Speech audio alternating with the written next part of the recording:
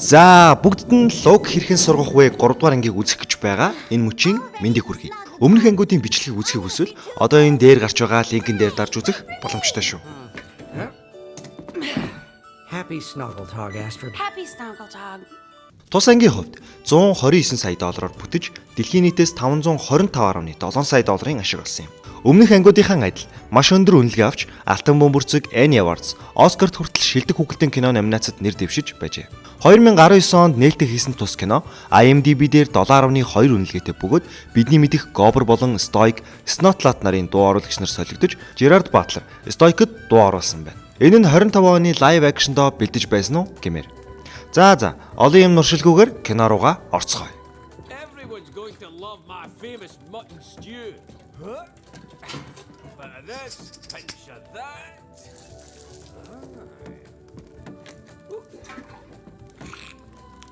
Now, all I need is mutton. Come here, Doris. Кино маань манан дундах хөлөг онгоц харагдаж эхлэх ба тус онгоц дээр нэгэн зэрэг алхаж яваа харагдана. Тэр онгоцон дээр луунуудыг төмөрд орон дотор хорьсон байна. Гэтэл манан донд нэг хүн гартаа илд байран зогсох ба гинэт илднээс нь гал гарна. Тэгэхээр энэ хүн бол мэдээж манай Hiccup байлаа. Нөгөө харуул гайхаж ядж байхад айхтар галан дундаас Hiccup төдлөөс хоёр маань алхаад гарч ирнэ. Харин харуул чөтгөр гэж хэлэхэд Hiccup ойртон чөтгөр бишээ гэд баг аав. Өөнөрөө бас Hiccup маань шин өмсгөлтэй болчихсон байлаа. Ингээд чөтгөр биш гэдэгт нь итгэхгүй байж байтал хойноос нь булчинлаг маань хар дарсан зүүдээ унчихсан. Бүр нөгөөх нь бүтэн биеэрээ гал асаачихсан гараад ирхэн тэр. Ингээд бүгд шинэ хуйг дуулахтай болчихсон дараагийн төвшөнд гарсан мэт л байлаа. Хамгийн гоё нэг зүйл нь нөгөө бондгор эвсэлгүй маань бяцхан лууд хижээдэг болчихсон байв. Тэдний энэ хүү хөлөгт дайран орж ирж байгаа шалтгаан нь хөлөг дээрх луунуудыг аврахаар ирсэн байлаа. Луунуудыг аварч байтал гинэт нөгөө онгоцон дээр байсан дайснууд дайрч, зарим нь чадвараараа, зарим нь азар гэх мэтчлэн өөр өөрсдийн аргаар дайснуудаа дарж байлаа. Ингээд сцен солигдож, манай хэд аварсан луунуудаа дагуулчихсан Берк руу явж байв. Берк бүр яг л 2 дугаар анги дээр гарсан луугийн үр шиг тийм их луутай болчихсон. Луугийн деважин гэмээр газар болсон байв. Бас том зургаар нь харуул Берк өмнө нь байснаасаа бүр маш их өөрчлөгдөж, өргөжинд тэлж, барилга байгууламжч олон болсон байлаа. Hiccup тэдэнд Беркийг танилцуулж, тэдний үүрэг, ажил, мөн хоолны газар гэд бүгдийг нь танилцууллаа. Бас нэг хөөрхөн юм нь луунуудаас хонинуудаа хамгаалахын тулд тэдэнд луугийн хувцас өмсүүлж гисэн байв. Ингээд шинэ луунуудаа хүлээж авлаа. Манай харин өсвөрийн викингчүүдээс зарим нэг бүтэлгүй юм шиг луу унагсад баг тосгоныхоо баатрууд шиг л болсон байна. Тэдний өмсгөл бүгд луугийн хайрсаар хийгдсэн байх ба энэ нь галнаас хамгаалах төгс хуйг буюу өмнөх ангийн Драгогийн нөмөрсөн луугийн арснаас санаа авсан бололтой. Манай булчинлаг маань харин Hiccup-ийн ээжийг найрчих гээд л ахын тэр. За ингээд байж байтал нөгөө шин ирсэн том луу маань бондгор эвсэлгүйгийн маань нөгөө зулцган луутай тоглож байгаад хамаг байшин сав луугийн зогсоол гэд бүгдийг нь сүүлээрээ зөхөд нураачих. Гобер уурлаж Hiccup-д хэллээ. Hiccup харин түүдлэст гэлж манай түүдлэсч альфа юм болохоор нэг архираад түүнд ойлгуулчих. Гэтэл Гобер гинэт цочиж тэдний аварсан луун дотроос нэг жижигхэн лууг хараалтай луу гэтэл Hiccup болон Валка хоёр түүнийг шаалдаг. Тосгоны хоолны газар бүр битүү луу болон хүмүүсээр дүүрсэн, инээлдэж, хөхрөлдөж тоглосон олон байлаа. Hiccup Gobber хоёр олон зүйлсийн талаар ярилцаж, энэ бүхэн эмх замбраагүй байна гэх мэтээр ярьж байна. Харин манай бондгор эвсэлгүй маань бяцхан луугаан холлоод л байж байна. Ингээд Gobber Astrid Hiccup хоёрыг сугавчилж аваад гэрлэлтийн тухай хэлэхэд бүгд чимээгүй болов. Энэ бүхнийг нэг тийш нь болгож гэрэл би та хоёроос гуй хэмээн хэлнэ. Энэ үед өмнөх анги дээр гарсан манай эрүүндээ шивэстэй залуу Эрит ирж түүнд өмнөд зүгээс өрх алсан талаараа хэлнэ. Тийш явахын өмнө Gobber Hiccup-д чи үүнээс зугтаж чадахгүй. Нэг л өдөр цаг нь ирэх болно гэж хэлдэг. Ингээд эцэн солигдож маш олон хөлгөөр хүрээлэгдсэн нэг арал гарч ирэх бөгөөд луу хөлгөлсөн агаарын хөлөг бүрч болоогүй. Яг л хилэнц шиг луунуудаараа хамгаалуулан газардаж байлаа. Агаарын хөлгөөс нэг туран хайдуухан хүн бууж ирэн аажуухан алхана. Арал дээр Беркет байсан шиг луугийн тор дотор баахан хүмүүс лууг барьж хорив. Торонд хийж тулалдан байлаа. Харин торон дотор хэсэг хүмүүс газрын зураг дээр луу хөлөглөгчд энд байгаа гэх мэтээр төлөвлөгөө боловсруулж байлаа. Тэд бол эзэнт гүрний генералууд. Сая ирсэн луугийн ангууч тэдний дэлхийг эзлэх төлөвлөгөө ямархуу байгаа талаар асуув. Хуучны андмын хэмээн тэврэх гэж нэг генерал нь ойртоход гинэт нөгөө том хилэнц шиг луу үсэрч түүнийг дарж авдаг. Өмнөх ангид луу барьж байгаа. Драго луугийн айран бүрдүүлж байгаа гэж гарч байсан нь энэ айран байлаа. Сая ирсэн луугийн ангууч буюу Гримов луугийн ангууч Драгогийн үхсэн талаар асууж тэдний луугийн айран бүрдүүлэх ажил нь хэр байгаа талаар тавлан асуув. Чи үүнд Беркийн бяцхан ахлагчид баярлах хэрэгтэй гэхэд Stoic-ийн хүү юу гэж хариулна. Гэтэл нөгөө даруулчихсан байгаа генерал маань тэдний барьсан лууг авраад байгаа тэр нь тэдэнд хэцүү байгаа талаар хэлдэг. Луугийн ангууч миний ажил бол лууг хорох. Би та нарын ажилд оролцохгүй гэд явах гэтэл нэг генерал нь тэр бидний бүх төлөвлөгөөг нурааж байгаа гол шалтгаан нь түүнд шөнийн хилэн байгаа хэмээн хэлнэ. Ангууч Гримов зог тусан зогсож боломжгүй гэж хэлтэл нэг нь чиний хурууны салаагаар гарчихсан юм байлгүй. Чи түүнийг ал. Тэр бол Беркийн альфа. Бид чамд түүнийг барьсны төлөө төлөх болно хэмээн хэлж. Харин бидэнд чиний хамгийн дуртай өрх байгаа хэмээн хэлдэг. Энэ бол эмэгтэй шөнийн хилэн байлаа. Яг энэ үед нэг том луу гинжнээсээ тасарч Гримов руу дайртал. Тэр түүний туханд ганцхан сум харваад унгана. Лууг унахсны араас Беркийн бяцхан ахлагч надад шөнийн хилэнг авчирч өгөх болно. Тэр бол удирдагч биш, зүгээр л нэг хүү гэж хэлдэг. Сцен солигдно. Хикап аавыгаа дурсаж түүний өвөр дээр суучихсан байх үеийг санд. Стоик түүнд Беркийн талаар мөн луунуудын нууц ертөнцийн талаар ярьж тэр нууцад ертөнцийг лацдаж хүн болон луунуудын дайныг зогсоох болно хэмээн ярьж байлаа. Хикап харин яг тэр хадан дээрээ Беркийн өөрчлөлтийг хараад аавыгаа санан зогсно. Түүдлээс түүний сэтгэл санааг өргөхөөр оролдож Хикап өөрийнхөө хөлийг тайлаад шидэж яг л эзэн нохоо хоёр шиг тоглож байлаа. Хикап нөгөө газрын зураг гарган харж байтал Астрид ханцлагч хоёр ирдэг. Тэр хоёр Гобрийн ярьсан хурим гэрлэлтийн талаар мөн ирээдүй өшөө олон луг аврах гэх мэт олон зүйлсийн талаар ярьж байлаа. Харин Хикап хаа нэгтээ ертөнцийн болонд байгаа гэгдэх нууцад ертөнцийн талаар ярина. Астрид чи тэр үлгэрт итгээд байгаа юм уу гэх мэтээр асуухад Хикап үнэн бол яах вэ мэтээр ярилцдаг. Энэ үеэр гинт нэг дуу гарч манай шөнийн хилэн тэр дууг даган доош явчихдаг. Шөнийн ой дунд шөнийн хилэн түүний хасаар явж болох нь тэр цав цагаан өнгөтэй луу өвсөн дунд хэвтэж байлаа. Түүтлэсийн хайсан дуу түүнээс гарч байв. Түүтлэсийг дөхөн очоод далавчаараа халахсан нүрэн ил гаргаж түүн рүү харахад үдсэглэн төгөлтөрч жаахан ааштай байх нь тэр. Тэр хоёр нэг рүүгээ аажуухан артаж нэгнээ сонирхож байтал гинт нэг мөчөр хугарах дуу гарч цагаан шөнийн хилэн өсөрч дуу гарсан зүгт буудчихв. Тэр хэсэгт харин Хикап Астрид хоёр байлаа. Ахин нэг удаа галлахад Астрид Хикапыг түлхэж түүнийг авардаг. Харин энэ үед түүдлээс түүнд хийлж болиулах шиг. Гэвч цагаан луу маань дээш нисэж явхад түүдлээс араас нь ганцаараа нисэж чадахгүй учраас модны орой руу гарахаас өөрийг хийж үлч чадна. Ингээд одод төгссөн шөнийн тэнгэрт үжийн бүрий лазер сумаараа галлаад гарсан утаан дундаа ороод үл үзэгдэгч болоод алга болчихв. Ганц түүдлээс ч биш. Манай хоёр ч гэсэн гайхан гоцрлоо. Ингээд Беркет Хикап өрсөрийнхөндөө өчигдөр болсон зүйлийн талаар ярьж харин нөгөө хэд нь бүр гайхчихсан. Манай бондгор маань угаасаа луу судлаач учир үжийн бүрийн зургийг гаргаж байлаа. Шөнийн хилэн Хикапыг хорхож тэрний яасныг гайхтал Астрид тэр дурлцсан байна хэмээн хэлдэг. Хикап шөнийн хилэн лөө артаж аяархна. Санс залам. Үерхэл бол тийм ч хүсэх зүйл биш. Гэтэл Астрид түүнийг зохино. Энэ үед харин өөрийн төрөлтэйгэн огт таарч байгаагүй түүдлэс маань луунууд хэрхэн нэгнээ найрдаг талаар харж суралцж байлаа. Астрид түүдлэсийн хувьд сайхан байгаа талаар ярьж харин Хикап яг яагаад байгааг нь сайн ойлгохгүй байна гэтэл Астрид хараачтай гэж түүдлэс рүү зав. Түүдлэс хадан дээр тусаж байгаа өөрийнхөө сүдэртэй нөгөө түрүү харсан үйлдэлээ хийж бэлтэж байлаа. Хоёр ихрийн эрэгтэй нь Хикапыг авч яван яриа өрнөл. Тэдний яриа гэрлэлт гэрсний дараа ямар байдаг гэх мэтчлэн зүйлсийн талаар ярилцсан алхдаг. Ингээд ярилцаж явтал түүдлэс нэг зүйлийн үнэрийг авсан бололтой. Урагш төрүүлэн явж задгай талбайд гарна. Энэ үед Хикап өвсөн дунд нэг зүйл байхыг ажиглаад ирж шалгатал тэр нь нойрсуулагч сум байхан тэр. Ингээд сэжиг авсан тэр түүдлэсийг зогс гэж хэлээд яг урд нь мөчөр хайтал өрх бэлтгэгдсэн байдаг. Хикап гайхах айхад зэрэгцэж тосгондоо ирээд Гоберт хин нэгэн энэ хавьд байна. Луунуудыг барих гээд байгаа талаар хэлнэ. Ингээд хин энийг хийгээд байгааг олъё. Газар болон агаараар хайх баг гаргах талаар ярихад Эрит буюу манай эрүүндээ шивэстэй залуу энэ нойрсуулагчийг хэн ашигладгийг би мэднэ. Энэ бол Гримовын сум байна гэдэг. Түүнийг эргэж ирнэ. Мөн түүний хэр аюултай талаар тэдэнд хэлнэ. Харин Астрид Хикап хоёр түүнийг эргэж ирэхэд бэлэн байх болно хэмээн яриад дуустдаг. Ингээд сцен солигдож Хикап гэртээ луугийн тайлбарын газрын зур гэх мэт өмнөх викингчүүдийн тэмдэглэлийг уншиж байлаа.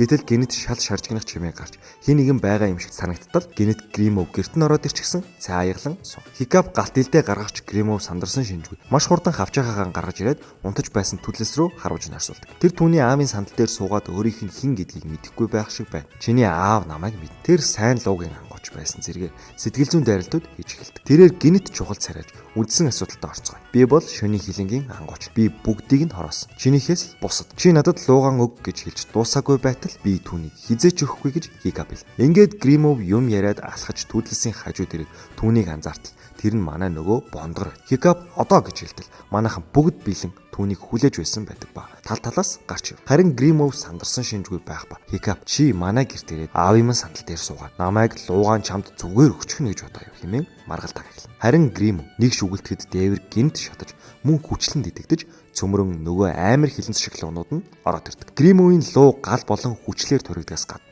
сүүлэндээ хадгууртай бөгөөд түүндээ хортой. Ингээд түүний байшинг галдан шатааж байхдаа утаанд зогсох Гримов намайг дахиж эргэж ирэхэд лууг минь бэлдсэн бай. Эсвэл би чиний бүхнийг устгана гэж занал хийлэн яваад өгнө. Арай гэж Хикап ээжтэйгэн гарч иртэл тосгон тэр аяараа галд автсан байлаа. Ингээд эцэн солигдож нөгөө хоолны газарт бүх викингчүүд хорогдох байр болгон орж байлаа. Эргэж сандралдаж Хикап тайвшруулах гэж оролдоно.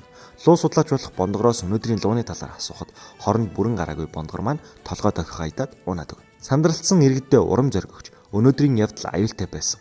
Мөн бид нар бэлтгэлтэй гэж бодсон ч бэлтгэлгүй байсан талаараа хэлнэ. Эрэд түүний тухай хэлж тэр бол араатан хүсснээ авдаг гэх зэргээр Гримовын талаар хэлж бүгд чухал нухацтай байдлаар ярилцж эхэлнэ. Ингээд энэ ангийн хамгийн чухал ярианы хэсэг болох нууц ертөнцийн талаар ярьж эхэлнэ. Бид луунуудыг өгөхгүй.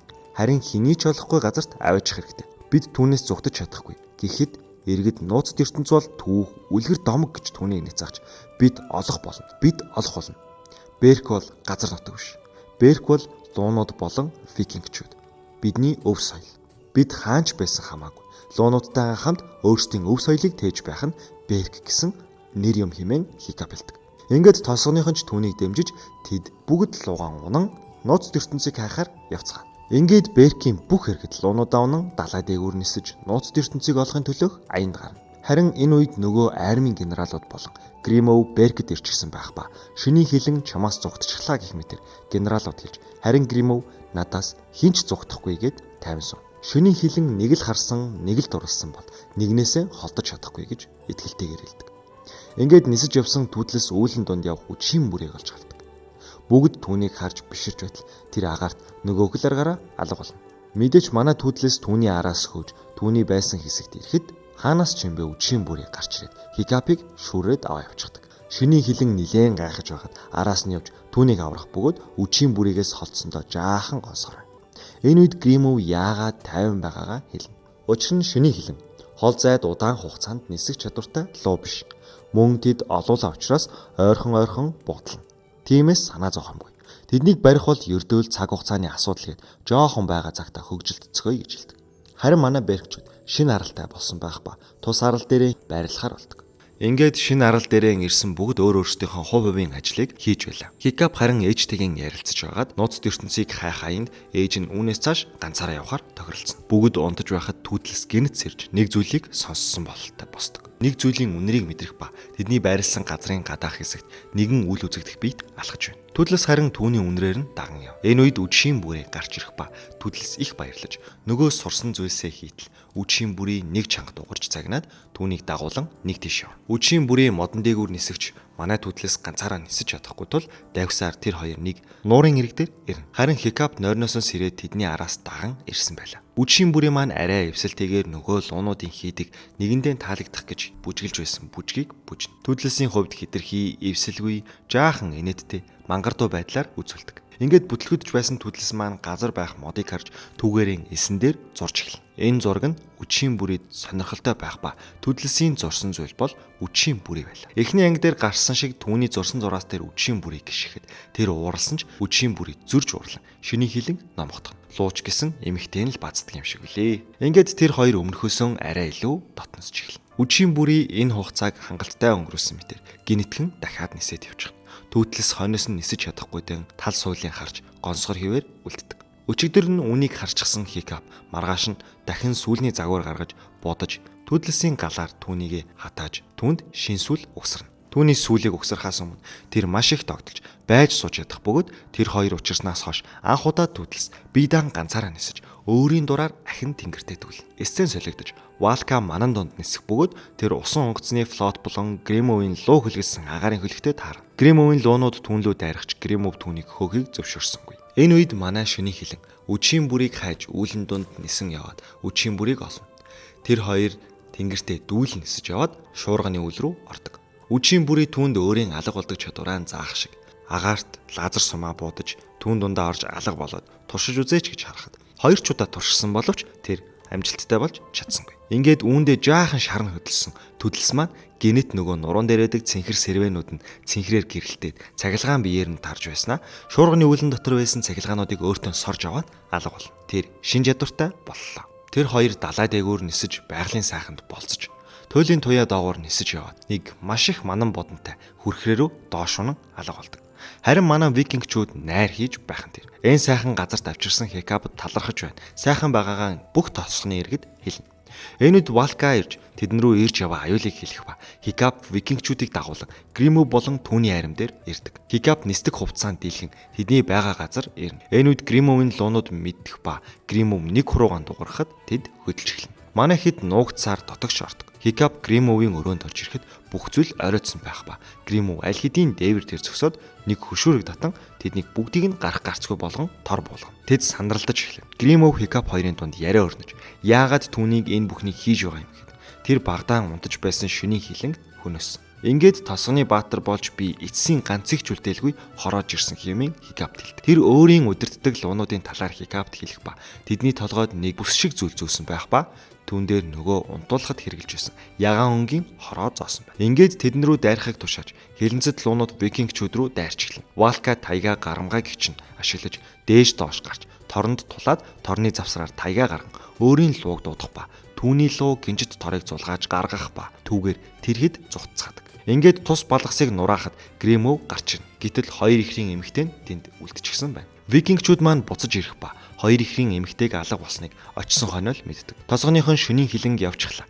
Чи түүнд эрхчлөг өгсөн гэх мэтэр хэлж Хикапыг жаахан зэмлэнэ. Харин Хикап үүнд нь жаахан сэтгэлээр унсан байдалтай цааш явж байтал Астрид луугаа унан Хикапын урд ирж түүнийг суу. Явж түүтлсийг олцгаая гэд тэр хоёр нисээд явчих. Энэ үед харин хоёр ихрийн эмэгтэй зогсолтгүй ярьж бүгдийн дургуг хүргэх ба яриан дундаа шинэ арлын тухай дурдна. Гримов нэг зүйлийг анзаарч ууралсан байдалтай түүнийг суллаж яв хитрхи ядаргаатай байна гэд суллчихдаг. Харин Гримов түүнийг нисгэд жуумалзан үлдэнэ. Энэ үед далай дээгүүр Астрид Хикап хоёр нисэж байх ба авраг том хүрхрээ рүү тойрж нисэж байгаад доош орно. Харин тэр доор маш сонин ертөнц байх ба тэдний хайсан луугийн нууц ертөнц байлаа. Маш олон төрлийн өнгөөр гялалцсан багнууд, жижиг луунууд, луугийн өндөгнүүд үнэхээр үсгэлэнтэйгээр харагдаж байлаа. Тэд нэг газарт бууж, тус газартай танилцж байтал луунууд бүгд авраг том болор шиг зүйлийг тойрон эргэлдэж, мөн тэдний шинэ альфа түүтлэс болсон байв. Бүх луу түүнийг дэмжин архирч, бүр нөгөө 2 дугаар ангид гарсан нэг соёогоо алдсан альфа маань хүртэл тэр донд байлаа. Тэр аль хэдийн хаан болсон. Мөн хатантайч болсон байл. Харин энэ зүйлд тэмч бэлэн биш байсан Хикапын хувьд гониглонгүй байх ба бид явах хэрэгтэй гэд яг хэлж байтал нэг луу тэдний ард гараад ирнэ. Энэ үед түүтлэс тэдэн рүү явж тэдний араас явж байгаа луунуудыг зогсоож тэр хоёрыг шүүрэн авч явна. Тэд эндээс гарч явах замдаа Хикап багын явдлаа дурсдаг. Аавынхаа уйлын суух тэр шөнийг санаж аавынхаа өвөр дээр суугаад ээжийнхэн тухай болон хайрын тухай ярьж байснаа дурсан сандаг. Аавыгаа өөр их нэртэй болохгүй юм уу гэж хэлэв. Үгүй. Миний амьдралд ганцхан Валка л бай. Түүнээс өөр хинч миний амьдралд дахин гарч ирэхгүй гэж хэлэх. Тухайн үеийг санан доглон нулимс унган явж байлаа. Эцсийн солигдож Хикап түүдлэсийг унан явж байх ба түүдлэс хизээч байгаагүйгээр гонигтай нисэж Хикап харин бодлогошронгүй байв. Тэд шинэ арал дээр ирж учраан ололцож чадахгүй байв. Гэтэл өвсөн дундаас үдшийн бүрий гарч ирэн түүдлэс бөөм баяр хөөрөл. Яг энэ үед Рафнат буюу хоёр ихрийн эмэгтэй бяцхан луугаа унан ирнэ. Түүнийг яаж зугтсан талаар асуухад тэд намайг ядаргаатай байна гэд явуулчихсан гэх мэт олон зүйлсийг ярихад Хикап гайхаж байтал үдшийн бүрийн нэг зүйлийн үнэрийг авч нисэх гэтэл түүн рүү нойрсуулагчтай сум харван тэр газар тундаг. Үүнийг харсан түүтлэс түүний араас явах ба очихт нь Гримов ирчихсэн. Түүнийг ч унтуулад нөгөө агарын хөлөгтөг гинжлээд аваад явчих. Луунууд ирж тэднийг зогсоох гэтэл үдшийн бүрийг хороох болно. Тэднийг болиул гэж шөний эхлэнд хэлж түүтлэс ирж байсан луунуудыг зогсон. Чи луугүйгээр хинч биш. Чи хангалттай хичээсэн гэж Хикапт хэлээд Гримов явчих. Харин тэдний явсан зүг түүтлэсийг дагдаг бүх луу явах ба үе олон тооны усан онгоцнууд далай дээр тэдний зүг ирж байлаа. Астрид Хикап хоёр ярилцаж Астрид 2 дугаар ангид гарсан шиг түүнд сэтгэлийн дэм өгж түүнийг дэмжиж тэр хоёр дахин нэг тэнэг санаа хэрэгжүүлэхээр бол. Энэ үед нөгөө усан онгоцууд дээрх торнуудад луунууд өөрсдөө орж байх ба учир нь тэд альфаг барьсан болох. Өсвөрийнхэн маань бүгд Хикапын тэнэг санааг хэрэгжүүлэхээр Хикаптай адилхан хөл гар хоёрыг нь холбосон нисдэг хувцс өмсчихсэн зогсож байлаа. Тэдний шир нарал нэлээд өндөрт байдаг тул энэ төлөвлөгөө нь тун тохиромжтой. Ингээд тэд луунуудаа аврахаар луугүйгээр хөдөлж эхэлнэ. Хикап нисэж ирээд Гримовыг харвагчин дээрээ сунгаж үдшийн бүрийг аюулгүй болгодог. Харин түүдлээс бусад луунд дохиогч луунууд торноостон гарч ирэн галаар үлээж эмх замбраагүй байдлыг бий болгоно. Манай өсвөрийнхэн харин яг л супер бааtruуд шиг бууж ирэх ба бүр манай бяцхан луу маань хүртэл ирсэн бөгөөд тэд тулалдаж эхэллээ. Түүдлээс амныхаа хаалтыг тайлж харвагчийг буудан үдшийн бүрийг аюулаас хамгаалж нөгөө том агаарын хөлгийг шатааж эхэлнэ. Манай хоёр хосууд харин нэгнээ хамгаалж хажуугаар нь бас романтиклнаа.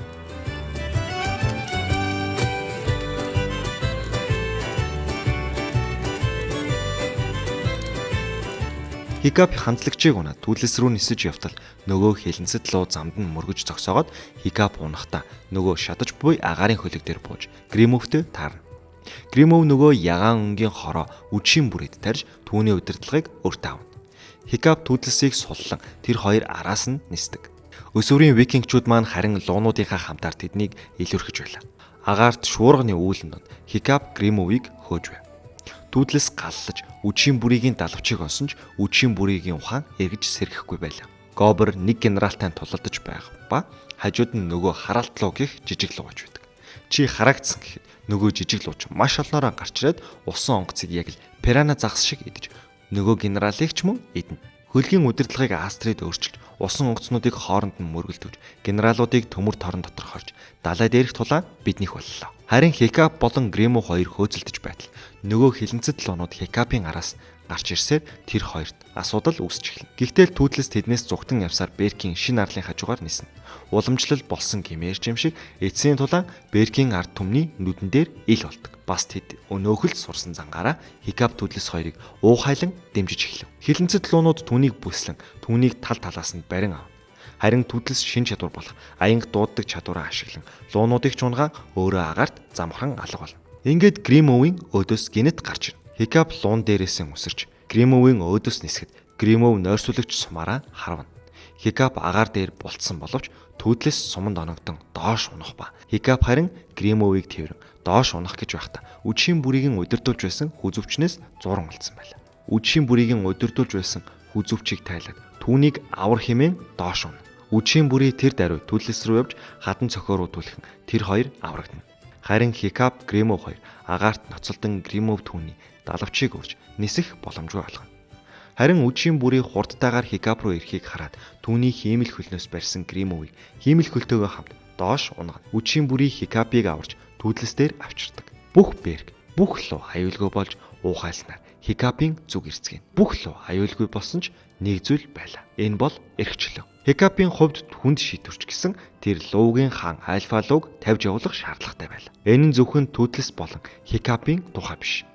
Бүх луунууд болон викингчүүдийн хувьд хамаатай зүйл байсан юм. Беркийн бүх луу түүдлэсийг даган нууцад ертөнц рүү явах бөгөөд энэ нь тэдэнд хамгийн аюулгүй амьдрах орчин юм. Ингээд эцсийн бүх үгээ хэлж түүдлэсийг гэр бүлээ бий болго. Тэднийг нууцад ертөнц рүү дагуул хэмээн хэлж тэд явцгаана. Манай бондгорын бяцхан луу хүртэл явчихна. Ингээд Берк өмнөх шигээн луугүй энгийн амьдрал руугаа шилжлээ. Хикап Астрид хоёрч хурмаа хийлээ. Нилийн хэдэн жилийн дараа Хикап Астрид хоёр хүүхэдтэй буюу нэг охин нэг хүүтэй болчихсон байх ба аавыг нь баг байхад энүүгээр луунууд нисдэг байлаа хэмээн ярьж байдаг. Тэр дөрөв нууцд ертөнцийн хүрхрээний хажуугаар явж байх ба чулуун дээр түүдлээс үдшийн бүрий хоёр харагдана. Ингээд үдшийн бүрий тэр хэдийн хөлөг онгоцон дээр ирээд нүд нь хурц хэлбэртэй болчихсон байх ба маш удаан хугацаанд ямар ч хүнтэй харилцалгүйгээр амьдарсан болохоор тэр байх. Гэхдээ түүний үнэрийг таниад тэврэн авч тоглож эхэлнэ. Хикапын хүүхдүүд гайхах айх зэрэгцэж түүдлэст хүрэх ба Хикап баг хүүгэн аван түүдлэсийн нуруунд дээр ахин нэг удаа гарч тэнгэрт дүүлэн нисцгэлээ. Түүдлэстэй үдшийн бүрий хамт нисэх ба тэр хоёр ч мөн 3 хөөрхөн зулцахтай болсон байл.